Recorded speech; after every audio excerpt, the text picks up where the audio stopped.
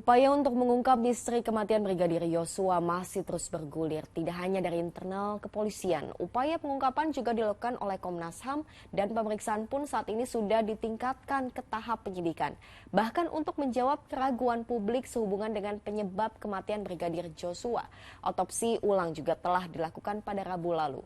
Meski demikian, hasil penyelidikan seakan berjalan begitu lambat. Kendala apa yang menghadang? Simak bersama dalam diskusi.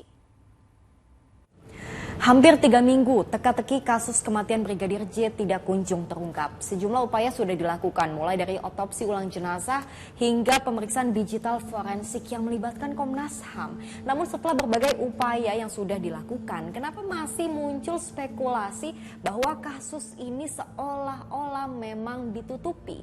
Kita diskusi.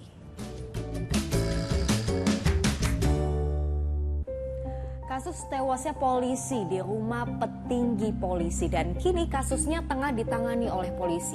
Atas nama transparansi, polisi tidak bekerja sendiri. Pihak lain digandeng, gabungan tim dokter forensik Indonesia dan perguruan tinggi untuk mengotopsi.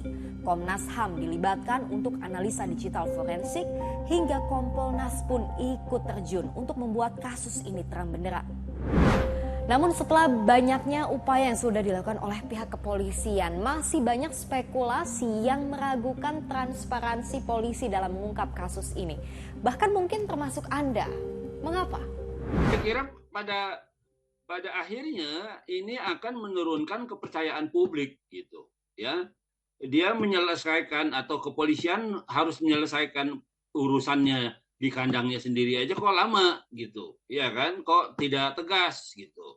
Nah ya seolah-olah seperti itu yang terjadi. Menjadi mudah karena korbannya ada, pelakunya ada, ya kan? Yang intinya itu sudah ada, kejahatannya sudah ada nembak. Nah tinggal dicari motifnya. Motif inilah yang bisa berkembang. Apakah benar yang nembak itu punya persoalan pribadi dengan yang ditembak gitu, atau ada dia cuma menjalankan tugas atau menjalankan perintah atau menjalankan suruhan gitu. Nah itu kan itu yang menjadi lama tuh itu sebenarnya. Bukan 1 atau 2, melainkan 7 dokter ahli forensik dilibatkan dalam otopsi ulang jenazah Brigadir Yosua. Otopsi dilakukan secara menyeluruh, termasuk luka pada bagian-bagian tubuh yang dinilai janggal oleh keluarga. Hasil sampel forensik dibawa untuk analisa lab. Butuh waktu 4 sampai 8 minggu untuk mengungkap hasilnya.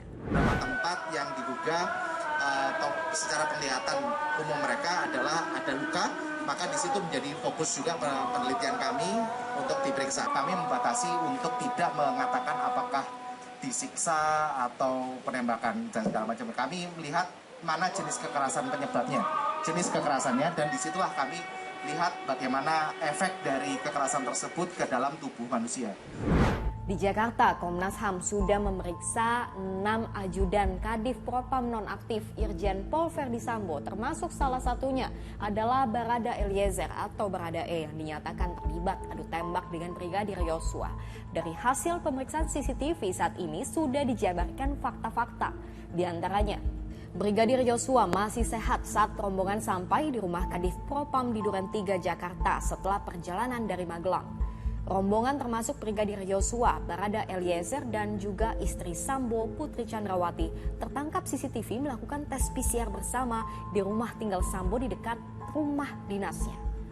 Hasil pemeriksaan ajudan mereka sempat tertawa dan bercanda sebelum peristiwa terjadi. Pertanyaannya, di mana Irjen Verdi Sambo? Terkait PCR, ya, yang jadi kan rombongan ini rombongan dari Magelang nyampe.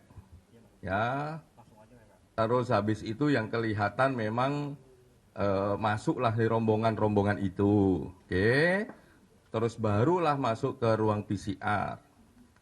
Ini di mana? Ini di rumah, oke. Di rumah di Duren 3 sana. Siapa yang kelihatan di video di PCR? Semua yang rombongan itu di PCR. Salah satunya adalah memang almarhum Joshua. Oke ya, jadi itu terjawab ya. Nah, Pak Sambo video yang lain. Nanti pas pemeriksaan Pak Sambo itu pertanyaan disimpan untuk waktu pemeriksaan Pak Sambo. Tim Liputan 6 sempat berdiskusi dengan mantan Kabareskrim Susno Duaji yang tentunya sangat paham menangani kasus semacam ini. Dan menurutnya, Ferdi Sambo adalah kunci. Kunci pertama adalah si Baradae. Harus diperiksa apa betul dia yang nembak gitu kan. Saksi kunci yang kedua adalah Sambo.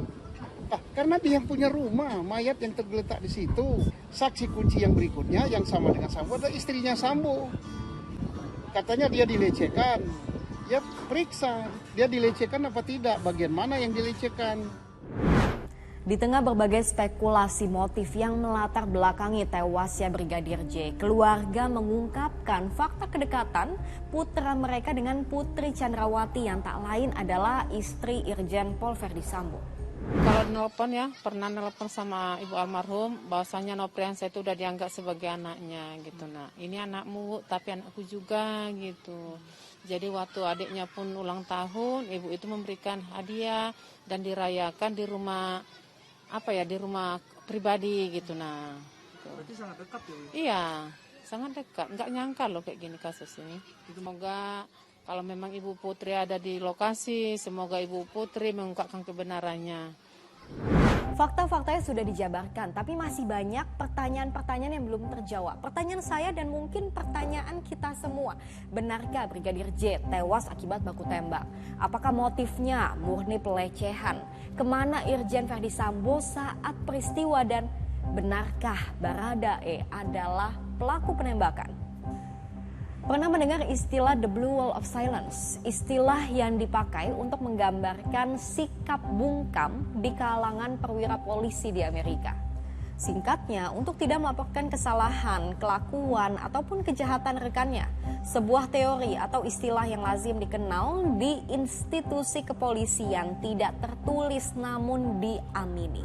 Saya kira kultur ini hampir ada di semua institusi, ya.